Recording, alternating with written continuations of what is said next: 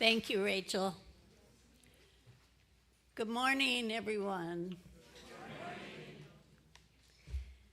Welcome to the Unitarian Universalist Church of Long Beach. My name is Linnell Wise, and I'm delighted to welcome you today. UUCLB strives to be a welcoming and inclusive religious community, rooted in love, trust, and freedom.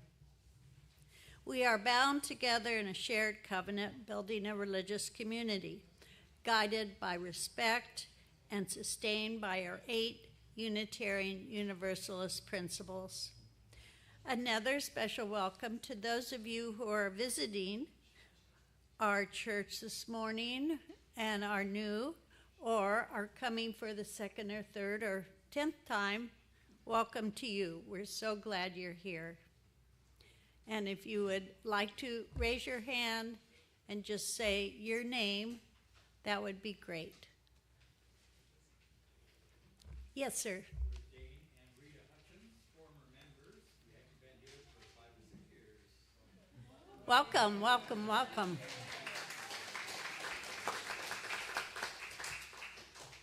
If you are interested in learning more about our church, please stop by the membership table after the service. Please note we have an area now. Actually, we've always had it, but now we're more formal about it. And it's in the back. Steve, why don't you raise your hand? Yes, it's back there. And it's fragrance-free for people that have a hard time with fragrance or, odors. Religious education programs will begin next week. And children and youth are welcome to worship with parents or guardians today.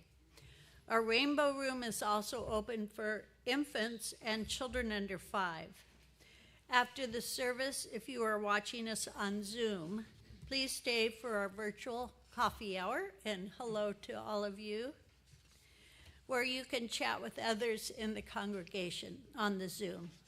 For those of you on site with us today, please feel free to mingle outside for coffee and conversation. Let's take a moment now to greet one another respectfully and warmly.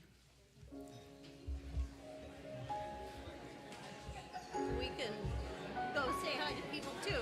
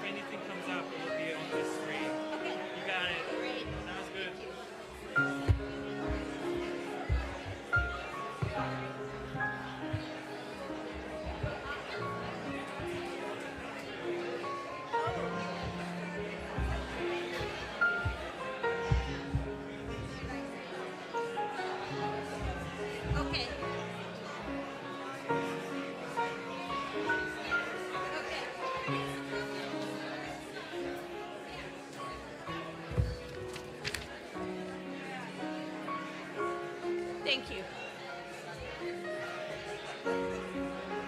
Thank you, everyone. We are such a friendly congregation. Thank you. Now, time for announcements. Our congregation is fully engaged in the upcoming election, with many opportunities for our members to be involved in letter writing, voting outreach, and education. Now, if Will Gagne and then Fred Kushner will share 2 brief announcements.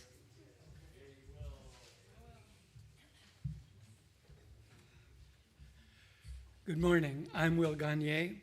The Saving Democracy team is continuing writing postcards and letters to get out the vote. For postcards, see Mac and Ken at the table just outside on the patio after service today. And for letter writing, see me in room 2 and 3. We'll begin there at 11:30. And remember, we have only 1 month to go to get something done. So please join in this important task, and thank you.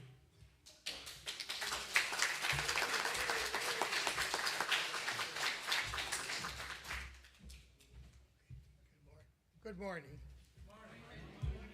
Happy Labor Day. My name is Fred Kushner. As we honor the work of working people, I'd like to share my plan to do a bit to improve the lives of workers in Long Beach this fall.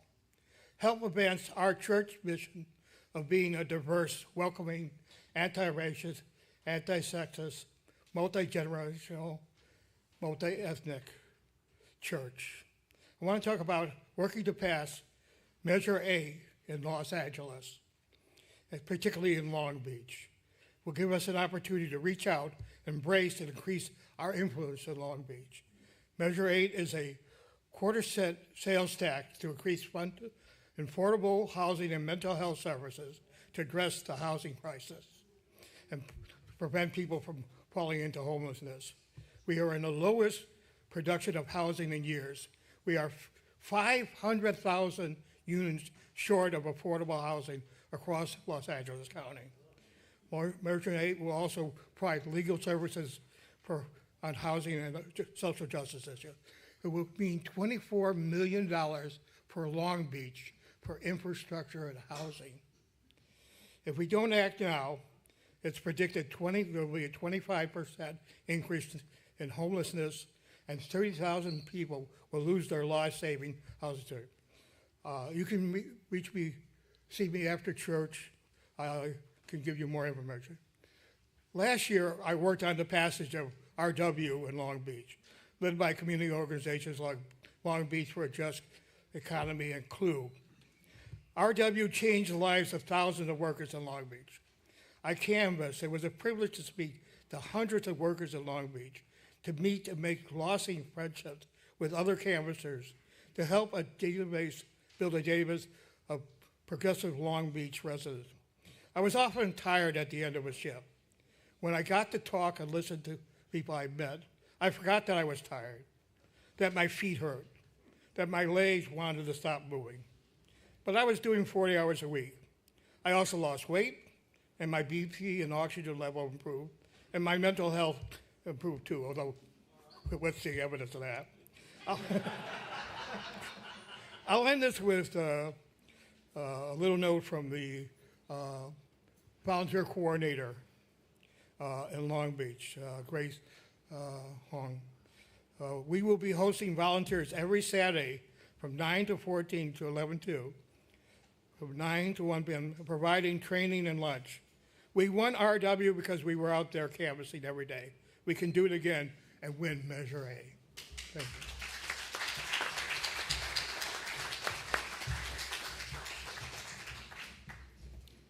Leading us today in music are the Wilder Spirits and Rachel Kim in her final Sunday as a collaborative pianist. Oh.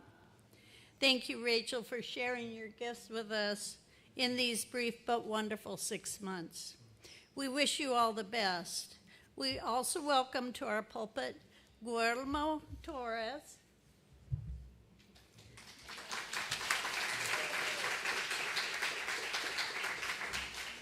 He's from Clergy and Laity for Economic Justice, which spells CLUE, C-L-U-E. He was a lead CLUE organizer for the successful Living Wage campaign in Long Beach, as well as the first ever Flying Food Workers Unionization campaign at LAX. In that capacity, he also advocated for strong community benefits agreements in new building developments particularly for securing local, diverse hiring and worker rights. Prior to joining CLUE, Guillermo was a Teamster and an immigrant rights activist. His faith is a vital part of his work. Welcome to Guillermo and our honored worker guests.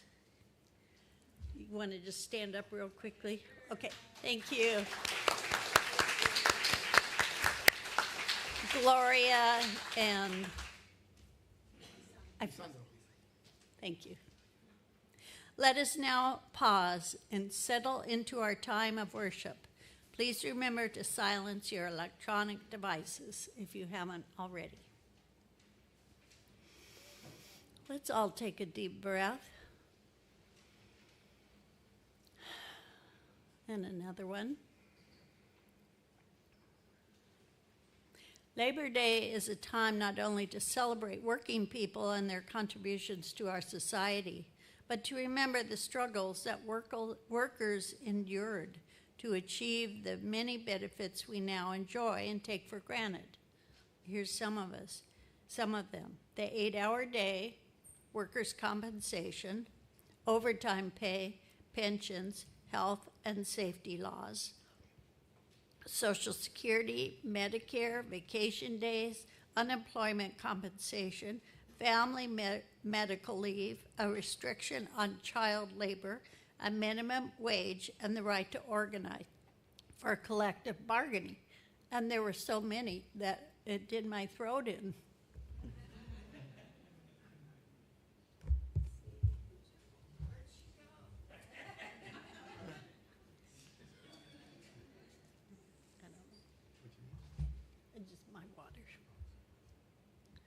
Labor Day is also a time to reflect on the current conditions of workers in various industries, not only in the United States, but throughout the world, who experience low wages, hazardous working conditions, discrimination, unfair treatment on the job, lack of health care benefits, the constant threat of unemployment, and plant closure. Labor Day provides a unique opportunity for the religious community, the labor movement, and other worker advocates to rediscover our common bonds. Here they are: social justice, equality, the dignity and respect of all people, economic justice, and fair treatment in the workplace. Today, let us recommit ourselves to work together in partnership to be a witness to actualize these values. And now for our chalice lighting. Our chalice lighting words are from the poet Marge Piercy, adapted by the Reverend Dick Gilbert. And this is cute. One person can have faith, but it can be lonely. Two people make a dyad, one to talk, one to listen. Three people are a delegation, a committee, a wedge. With four, you can play bridge and start an organization. With six, you can rent a whole house, eat pie for dinner with no seconds, and hold a fundraising party. A dozen makes a demonstration. 100 fill a hall and make a worship service. 1,000 have a house of worship and their own newsletter. It goes on, one at a time. It starts when you care to act. It starts when you do it again after they said no. It starts when you say we and know who you mean. And each day you mean one more. As we light this chalice, symbol of our faith, come, let us worship together.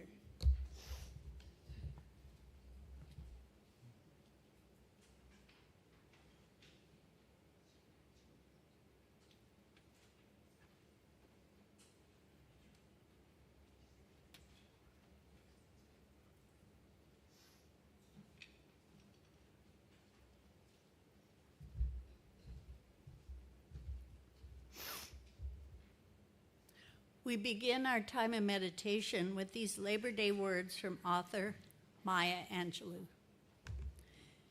Every person needs to take one day away, a day in which one consciously separates the past from the future.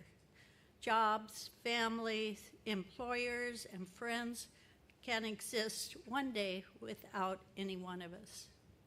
And if our egos permit us to confess, they could exist eternally in our absence. Each person deserves a day away in which no problems are confronted, no solutions searched for. Each of us needs to withdraw from the cares which will not withdraw from us. In this congregation, we witness to one another's lives in our times of celebration as well as suffering. Our mic and our online chat will be open to briefly share the joys and sorrows we wish to hold in our caring embrace. Oh, sorry. Very sorry. Thank you.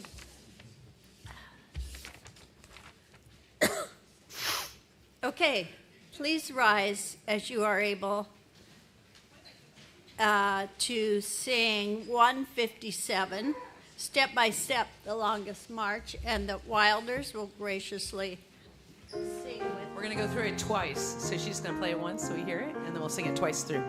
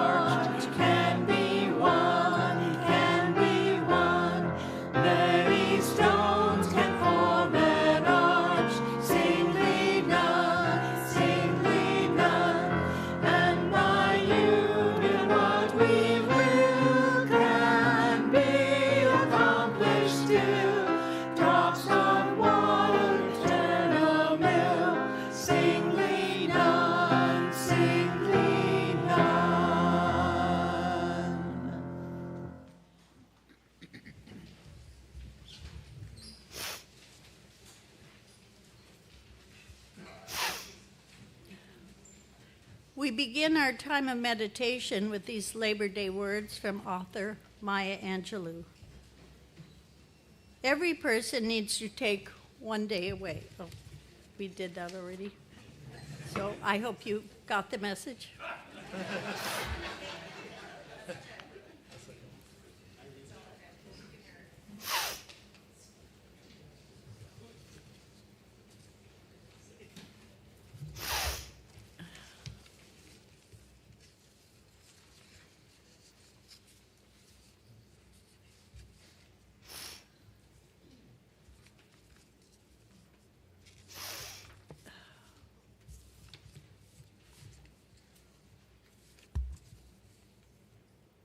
In this congregation, we witness to one another's lives in our times of celebration as well as suffering. Our mic and online chat will be open to briefly share joys and sorrows.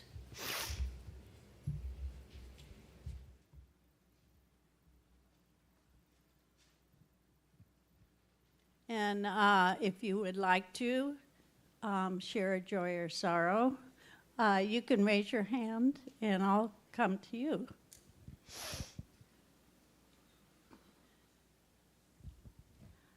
hi. Yesterday, a beautiful box of Crassula pellucidus came in the mail. These are little heart-shaped succulent leaves, and they turn purple and pink and light green in the sun. Beautiful, beautiful. They won't be ready for this year's plant sale, but hopefully next year I'll have 2 big trays full of them to donate to the church. Thank you. Okay, let me just.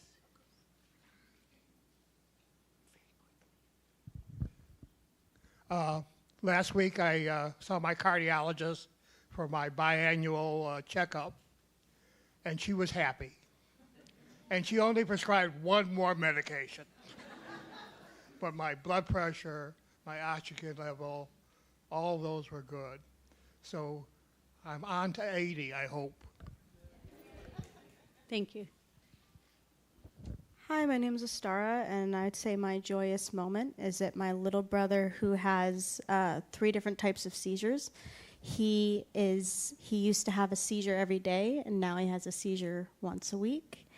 And the other thing is that he's so interested in history and Labor Day and his dream is to make the world a better place. So I love to hear his little brain find ways to do that, and he just gets it. So that's my joyous moment. Thank you.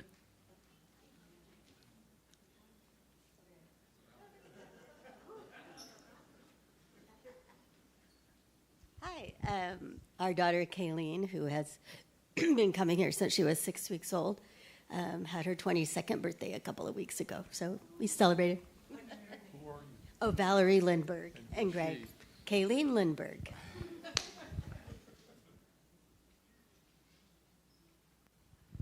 Hi. My sorrow is I'm still stuck with my fiduciary. Even if he's convicted of elder abuse, he'll probably continue to have my trust. And my Wi-Fi gets turned off because of him tomorrow. Sorry.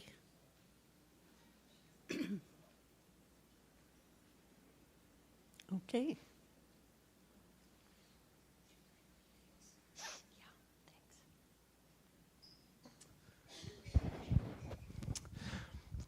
I'm Eric So, and I had a blast at the Long Beach Greek Festival yesterday. Yeah, and there I saw Sarah Templeton and her daughter Calliope, which was even more fun. Yeah, after I joined a meetup group at first, and I danced a lot, especially in a spiral.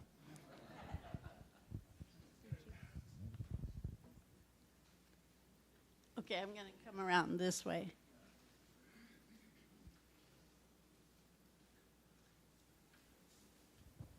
Hi, I'm Trisha Wade, and I just wanted to thank whoever put the blurb in the advance. About 4 months ago, there was a blurb about our great UU library that I think a lot of people are unaware of. It's in the lounge on the east wall. And so I was inspired by that art blurb in the advance to remove this book, and I read it, and it's The Life of Fanny Bixby Spencer.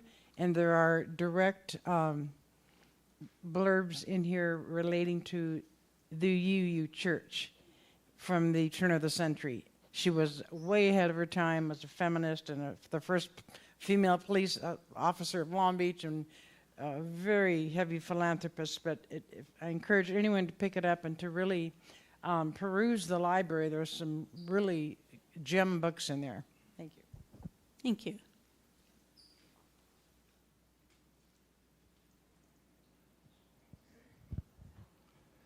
My name is Pat McAllister. My sorrow is that my sister Carol in Maryland had a cardiac test this week. The results came back. A open heart surgery 11 years ago, a grain, something went wrong, and she's now terminal. Sorry.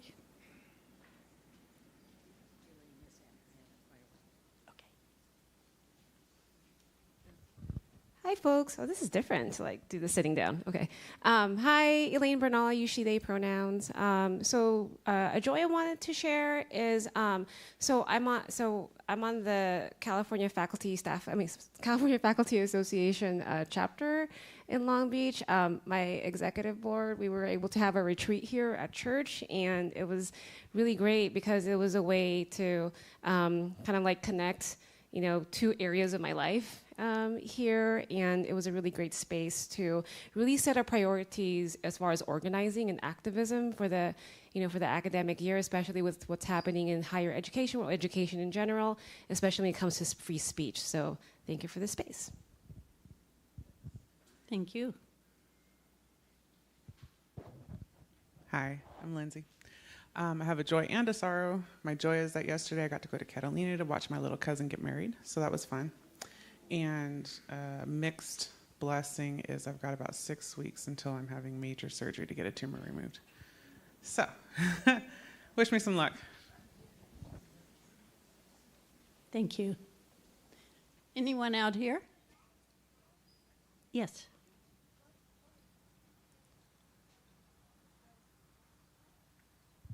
Hi, I'm Michelle, and I mentioned this a while back, but I'm still out of work. And my wife is a stay-at-home wife, so now we're both scrambling to look for work.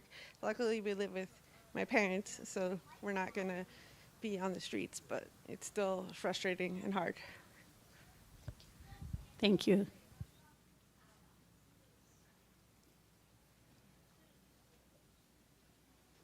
Okay, thank you, everyone.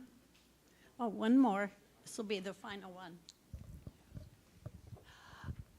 I just want to send up a message of appreciation to the Chalice Guild and the person who did the flowers today.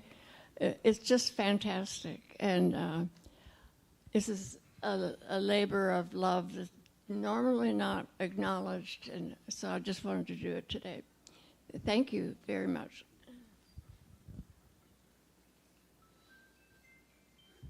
And let's check online.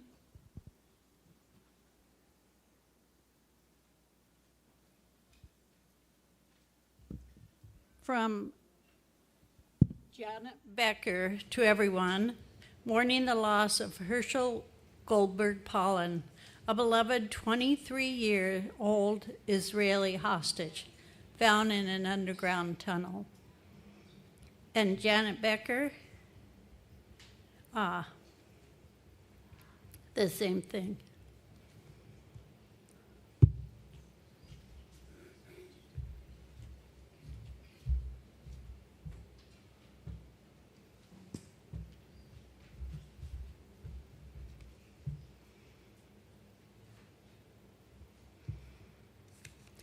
Thank you to everyone who has shared, and for those joys and sorrows we carry silently in our hearts.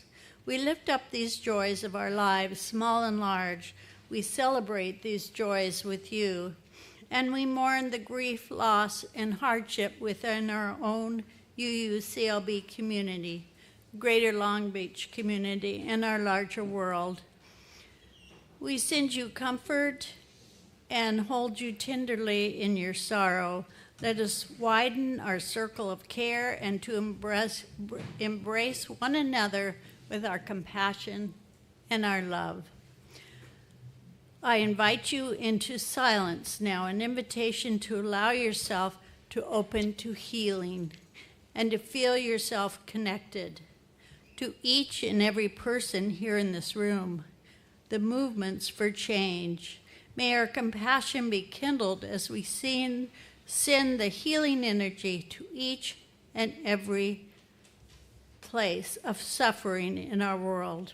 We pray for peace and call on our elected officials to call for an immediate and permanent ceasefire in Gaza, in interfaith solidarity with our Christian, Jewish, and Muslim neighbors.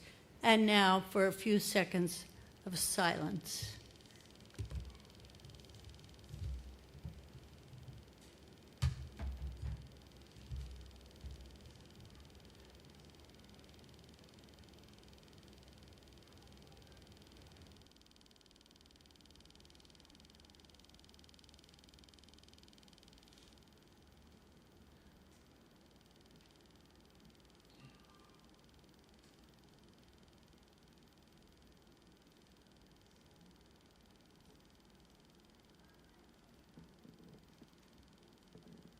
I will close our time of meditation with a prayer from Cesar Chavez, founder of United Farm Workers Labor Union.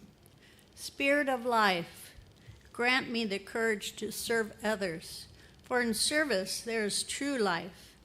Give me honesty and patience, so that I can work with other workers. Bring forth song and celebration, so that the Spirit will be alive among us, so that we will never tire of the struggle. Let us remember those who have died for justice, for they have given us life. Help us love even those who hate us, so we can change the world. Amen, and blessed be. Our Sunday offering helps us to sustain our congregation alongside the generous pledges and contributions of our members and friends. Thank you for your financial support of UUCLB and all you do to help our church thrive. As the ushers come forward, our offering will now be received, and the Wilders will be singing a song written by John Lennon, Working Class Hero.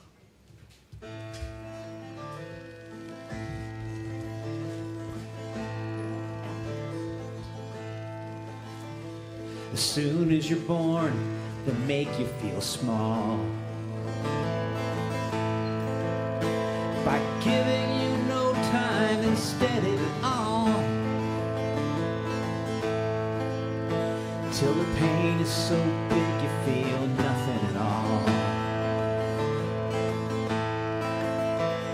A working class hero is something to be. A working class hero is something to be. They'll hurt you at home and they'll hit you at school. They'll hate you if you're clever and they despise a fool. Till you're feeling so crazy you can't follow their rules. A working class hero is something to be. A working class hero is something to be. When they've tortured and scared you for 20-odd years, and then they expect you to pick a career when you can't really function, you're so full of fear. A working class hero is something to be. A working class hero is something to be. They keep you doped with religion and sex and TV. And you think you're so clever and classless and free, but you're still really peasants as far as I can see. A working class hero is something to be. A working class hero is something to be. There's room at the top, they are telling you still. But first you must learn to smile as you kill. If you want to be like those folks on the hill. A working class hero is something to be. A working class hero is something to be.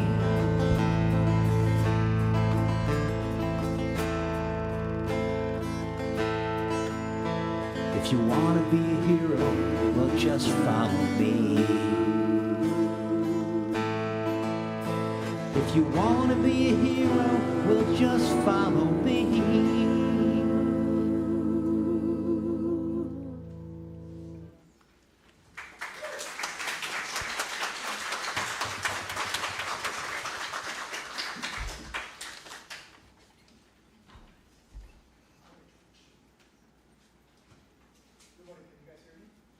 No, I didn't. Okay, now, yeah, all right.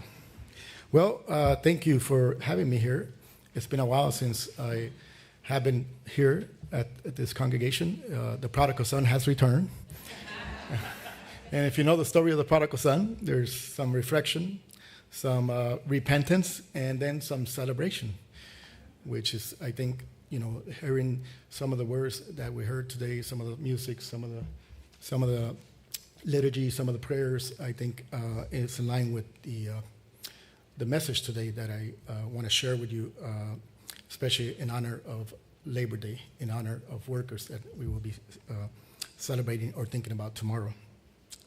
First, I would like to ground us by reading, ground my message by reading a couple of liturgy two from the Hebrew Scriptures and one from the New Testament. The first one is in Psalms chapter 7, verse 17 and 18. I will give thanks to the Lord because of his righteousness. In some translations, it says, I will give thanks to the Lord because of his justice. I will sing the praises of the name of the Lord Most High. Psalms 67, 6, 8, and this is all from the NIV translation. The land yields its harvest. God, our God, blesses us. May God bless us still so that all the ends of the earth will fear him. And then the last reading is from James in the New Testament, chapter 5, verses 4 to 5. It says, look, the wages you failed to pay the workers who move your fields are crying out against you. The cries of the harvesters have reached the ears of the Lord Almighty. You have lived on earth in luxury and self-indulgence. You have fattened yourselves in the day of the slaughter. May these words ground our hearts today in my message, which is titled Labor Day Reflections, Honoring the Past, Fighting for the Future. And when I was thinking about how do I honor the past of those who have come before me when it comes to celebrating Labor Day, the history of labor in our country, I noticed and I remember that many times when I was growing up and going to high school or going to school, and I read history books, it was very short stories about labor, about work. Mostly, it just mentioned the Industrial Revolution, the auto industry, and but it left a lot of stories that were hidden, or that were purposely removed from our history, or those voices that were not told. So, the first thing I wanted to do was to remember those stories that were missing in many of the books that I read and that I didn't hear a lot while I was growing up, and I still don't hear a lot. And as I read some of these stories from different perspectives, people who've written just a few, and your remembrance about Labor Day, what you remember this Labor Day, it could be many different remembrance that you have, right? But I wanted to focus on those stories that were taken away, that were missing, and that were sometimes deliberately removed from our history. And when I read some of these stories, we can have a heart of remembrance. The second thing this passage tells us to, invites us to, is gratefulness, thankfulness for all those who came before us and have paved the way and have struggled and have fought and have advocated for decades for the rights that some of the stuff that was read earlier today, of the benefits that some of us have as workers today. And then the last thing this message invites us to is solidarity, to the continued fight for those who are still struggling and fighting against low wages, horrible working conditions, exploitation, right, and health benefits. I began by sharing first this about one of the stories that I think has been missing that I want to honor is the story of African Americans.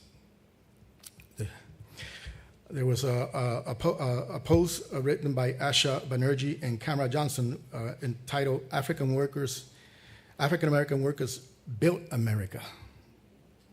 and it says the following. Black workers' high labor force participation has propelled American economic growth, often at extremely low pay. As the 1619 Project documents, black slaves enduring brutal conditions for 2 centuries in southern plantation and northern industries to build the booming American economy. In the early 1900s, over 1 million African Americans joined the Great Migration to fill jobs in the steel, automobile, shipbuilding, and other heavy industries. W.E.B. Du Bois described this pivotal moment of American capitalism. The giant forces of water and of steam were harnessed to do the world's work, and the black workers of America bent at the bottom of a growing pyramid of commerce and industry. White employers underpaid and segregated black workers, subjecting them to discrimination and hostility. We must recognize their labor, whether caring for children or turning out machines in a factory, as important parts of American growth. And one more anecdote to this story. Black workers have also been at the forefront of resistance, agency, change, and solidarity with other workers. While history books and the BLS may not have covered these events, African Americans have led countless powerful moments of labor activism. The 1981 Atlanta Watershed Women's Strike, the 1955-66 Montgomery bus boycott, the 1963 March on Washington for Jobs and Freedom, and the 2019 UAW General Motors strike. Let us remember African American workers. Guest workers, Mexican known as the Bracero program. This was from a post from Elisa Moore in the National Archives History Office during the Hispanic Month, and looks at the legacy of the Bracero program, which was also translated to the guest worker program. From 1942 to 1964, millions of migrant workers crossed the border from Mexico into the United States as braceros, a Spanish word for a laborer who works with his arms. As contract workers, they faced harsh conditions and had to pay for food and lodging while only receiving meager wages. Despite low pay, these migratory laborers continued to work through the Bracero program, sending remittance back home to their families in Mexico. Mexican migrants also endure low wages, exposed to deadly chemicals, surcharges for room and board, and harsh labor conditions at the hands of growers. They work long hours doing physically demanding work in the fields while spending long periods of time separated from their families who remain in Mexico. Despite employing exploitable labor practice, grower companies rely heavily on the agricultural labor of migrant workers. Let us remember. Chinese railroad workers. How many have you heard of the Chinese railroad workers? There was, I think, a project research done by Stanford University by some professors there, and they stated the following, that from 1865 to 1869, 12,000 Chinese migrants constructed the western section of the Transcontinental Railroad, one of the greatest engineering feats in American history. Their efforts, which connected the western United States to the eastern United States, laid the foundation of the extraordinary economic prosperity enjoyed by our country, by the United States, in the years that follow. Many of these workers risked their lives and perished during harsh winters in dangerous working conditions. They faced prejudice, low wages, and social isolation. Despite these challenges, they courageously took a stand to organize for fair wages and safer working conditions.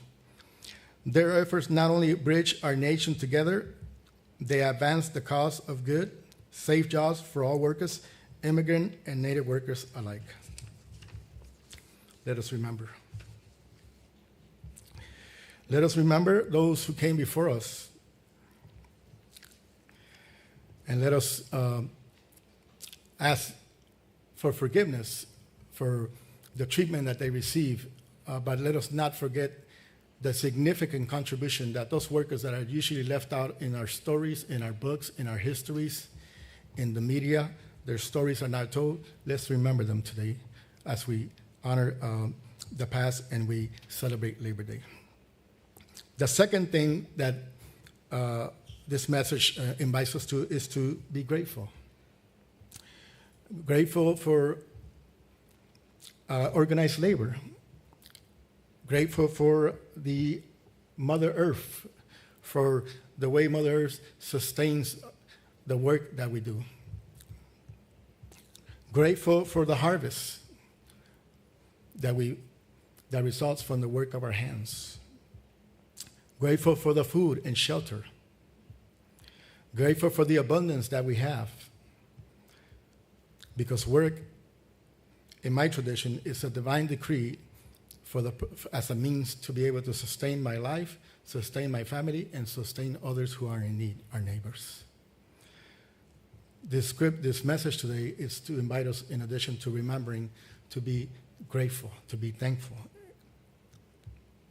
As we celebrate the achievements and contributions of the workers to society, prosperity, and progress, let us remember in being grateful that those rights and protections were earned through decades of advocacy and struggle. Many of us today enjoy fair wages, safe working conditions, and dignity in labor because of the fight by others who came before us.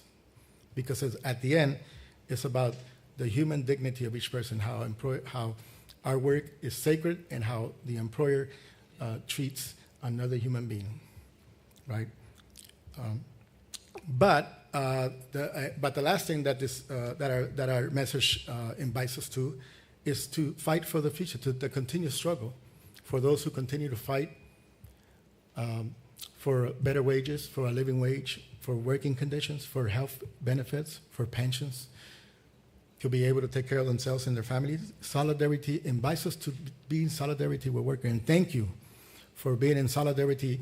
I came to Long Beach back in 2011, and I remember a lady, a single mother, but her name was Maria. It was my first time being a faith food organizer. Didn't really know what I was getting myself into. But what I knew is that at that moment in my life, I had come from a very painful and very spiritual, I call it my second encounter with the divine, with God, and I felt something different I had never felt before, to the connection to somebody. And so they sent me here in Long Beach to work, and I remember this single mother named Maria from Mexico, who worked at the hotel, at one of the hotels here in Long Beach. And Unite Here was helping them lead a campaign to fight for a living wage, sick pay, and also tips.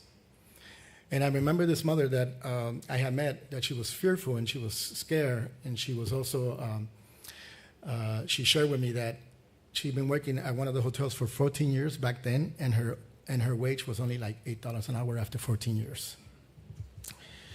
And so we invited her to speak at different congregations, and she had never had that experience before. And we were thankful that we were able to, on one Sunday, we did about 14 labor pulpit presentations at different congregations throughout Long Beach.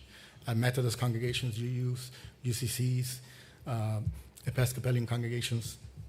And she shared her story of the struggle that she faced working in that hotel, and the struggle of many other hotel workers. And that was in 2011. And we had a campaign there to gather, I think, 50,000. I don't know how many signatures to put it on the ballot, first of all. And then we were able to put it on the ballot, certified by the city clerk. And then after that, we had to now make sure people voted in support of the measure. And that mother and those workers, when they heard that the measure passed, that the voters of Long Beach voted for it, they cried with tears of joy and celebrated their struggle, their advocacy, their efforts to bring economic justice to their lives. And I remember going to City Hall to certify the final vote of the tally of that the voters have approved the measure. And I remember one of the city council members said, even God was with you, to the workers, because we went to so many congregations. And so honoring your past solidarity to stand with workers, to walk with them in their struggle, to help amplify their voices, not to speak for them because they have their own voice, but to amplify their voices for justice. So thank you for that. And in fighting for the future, we still have many workers who struggle today. African Americans still face discrimination and hiring bias in many other industries today. I mean, we've been sharing this message when you go to downtown LA, when they had all those construction projects in downtown LA, those big buildings, how many African American workers did you see in those construction jobs? We used to say that before the issue with the city council that happened about a year ago, 2 years ago, where they wanted to dehumanize another community. Immigrants face exploitation, low wages, abuse. When they don't have no status, they're living in the shadows because their humanity, their dignity is not affirmed by the policies that we have. So their work, they suffer a lot doing work in conditions and in policies that dehumanize them, and by working under the shadows because we don't. Our policies, our government policies, do not affirm their humanity by recognizing their humanity and giving them status. And today also, we are honored to have Lisandro here from Unite Here, and you met him earlier. He's one of the Unite Here organizers, and we're also honored to have Gloria Hernandez. She's one of the tourism workers here at the Long Beach Airport, and she's going to come and share a little bit of her story with you, right? So you can listen to the struggle that they have in the pursuit of economic justice and dignity. Gloria, please welcome Gloria Hernandez.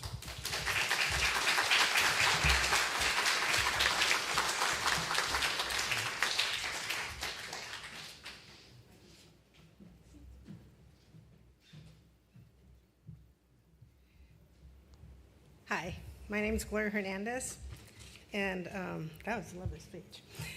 So, hearing what he has to say, I think in order to give you a little bit of my background, I'm going to tell you a story of my grandfather. He was half Indian, half Mexican. In 1932, he was a longshoreman. They had a strike. The mafia was part of running the docks in Long Beach and San Pedro. The workers decided they were going to form a union. There was a very large, very long strike. My grandfather was on that strike and held at least 3 people as they died in his arms. They did win that fight. They are one of the strongest unions, Teamsters. My father was a longshoreman. All my uncles were longshoremen. They stand in pride. They have dignity with what they do, and that was instilled with me from the day I was born. So that is why one of the reasons I am here, because I do believe that what is happening, we do need more. I've lived in Long Beach for 40 years. I have 4 children, 3 of them born and raised here in Long Beach. 2 still live here. Unfortunately, 1 got married and couldn't afford to live here and raise a family, so I had to move to Louisiana, which is really horrible because it's too expensive for me to get out there. But I worked for the grocery store for 20 years. And with my husband working and me working, we made enough money to put a roof over our head. And I would save every dime I could. And we finally, with the help of Long Beach City First Home Buyers Program, we bought a house in 2001.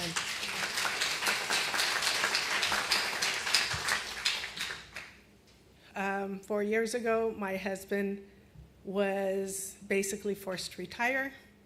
So that money was almost cut in half, that income.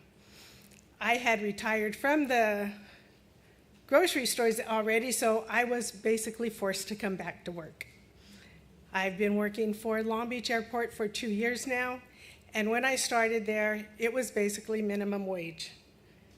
So even though it was my husband and I only at the house, minimum wage was making rent, not rent, but utilities, gas, and sometimes not all the groceries.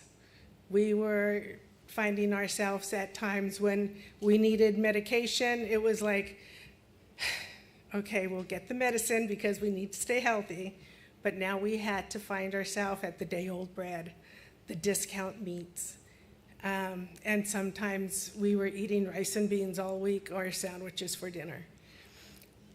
I started working here, like I said, 2 years ago. We have won our contract. We did get a raise, so we get to go out to eat, like once a week, which is a very big treat to us. But now I'm finding out everything else is still going up.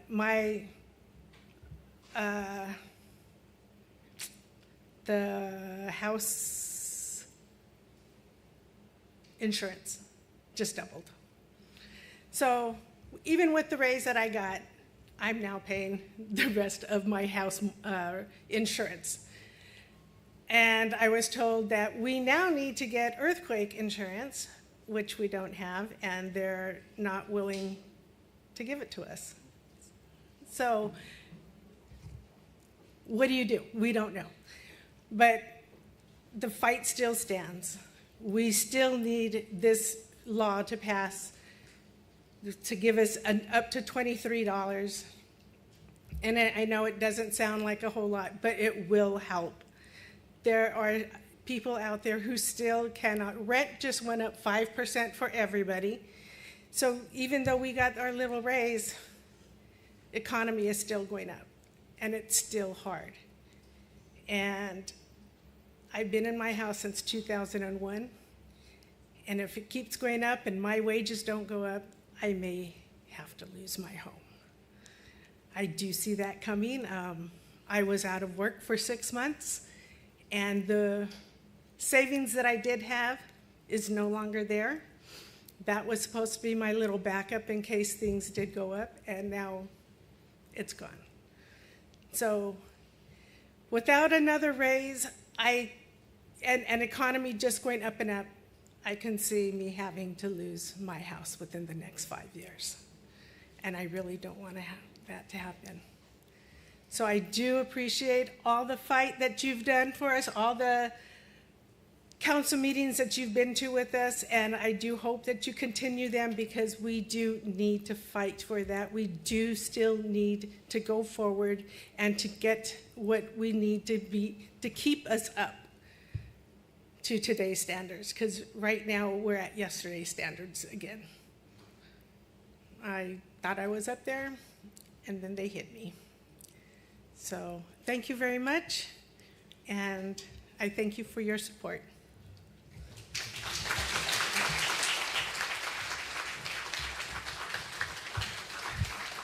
Thank you, Gloria, for coming here and sharing the struggles in your story, and I hope everyone keeps those words in your heart. And there's a call to action, actually, right? Because we continue to stand with workers everywhere, migrants, black workers, immigrant workers who have to wait 6 months to get a recent arrived, asylum seekers who have fled horrific conditions. We just helped, Crew was instrumental last year in getting out 125 asylum seekers out of Adelanto Detention Center. They were asylum seekers and they came to seek refuge and they're put in a detention center. So we work with ACLU and we put a coalition together with the African Coalition, Baji, and Haitian Bridge Alliance. We were able to they were all given $5,000 bond as a condition of the release. We got them all out after threatening them with a lawsuit. And then 40 of them didn't have sponsors, and they're staying in some of our faith congregations. But they got to wait 6 months for them to apply for a permit until they submit their application. But we do have a call to action in Long Beach here to support Gloria and other tourism workers at Long Beach Airport and at the Long Beach Convention, because I think Fred, you mentioned that a measure was one, but for the city of Long Beach, which is the highest, hotel workers are going to get the highest wage in the country for hotel workers in Long Beach, but it didn't extend to the airport, and then didn't extend to the convention center.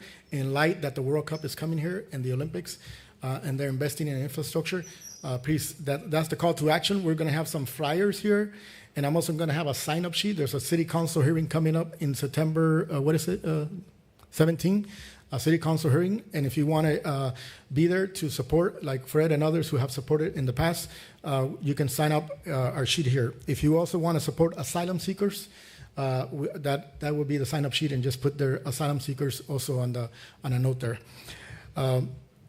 Lastly, my last reflection to conclude as we celebrate, remember, with gratefulness, with continue to struggle with solidarity, with justice, with suffering, with abundance.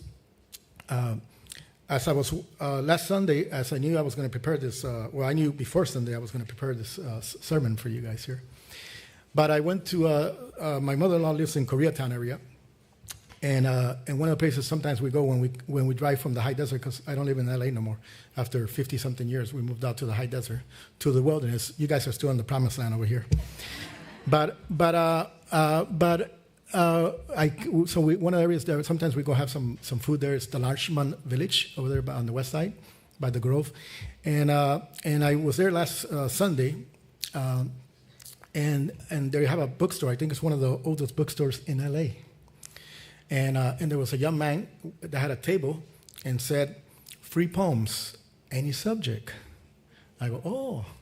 And it was a young man. His name was actually Sam Hendren. And I said, "Look, we're going to be celebrating Labor Day. We're going to be celebrating the workers. We're going to celebrate work, the sacredness of work for Labor Day.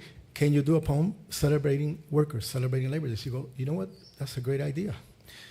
So he wrote a poem, and the poem is titled, and this is my conclusion of the sermon, is "Love Letters to Laborers." He wrote it in 10 minutes. That's what he dedicates himself to, writing poems, this young man. Beautiful poem. It goes as follows. "We can't always see the frown behind the smile, the fatigue behind the energy, blessed with a variety of human-to-human services, while forgetting the human component. Each of us has talent to give that remains unique to our own composition, assuring our souls that if we disappear, people will surely notice. So let us then recognize this same spark in others and shower them with gratitude, because we're all co-pilots on this planet and are heading towards a shared destination."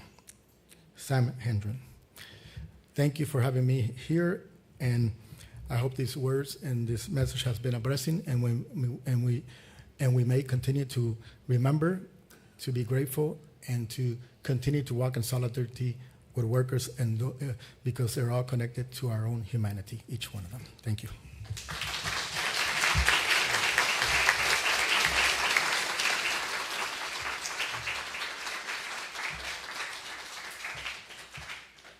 I'm not forgetting the hymn this time.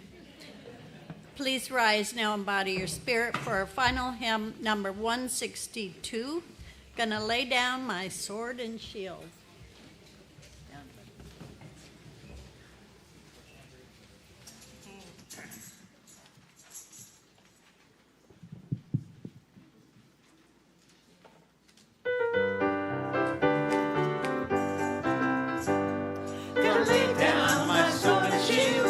Down by the riverside,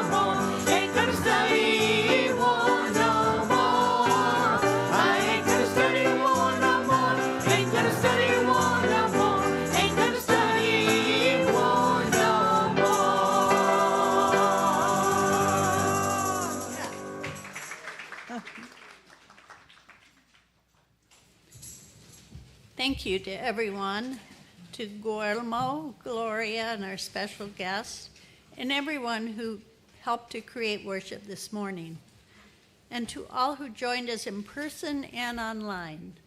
Please stay and join our coffee hour if you'd like to mingle more with the congregation. And one more announcement, there is a starting point this morning, and I believe it's in the minister's office. Lounge, thank you, it's in the lounge. Okay, so if you want to know more about our congregation and our church, it starts at 11:30.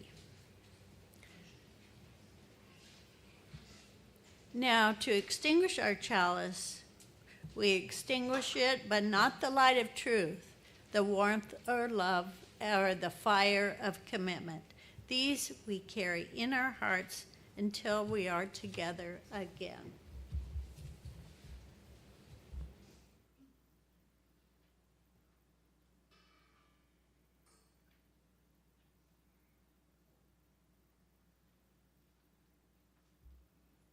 Will Guillermo please give our benediction this morning?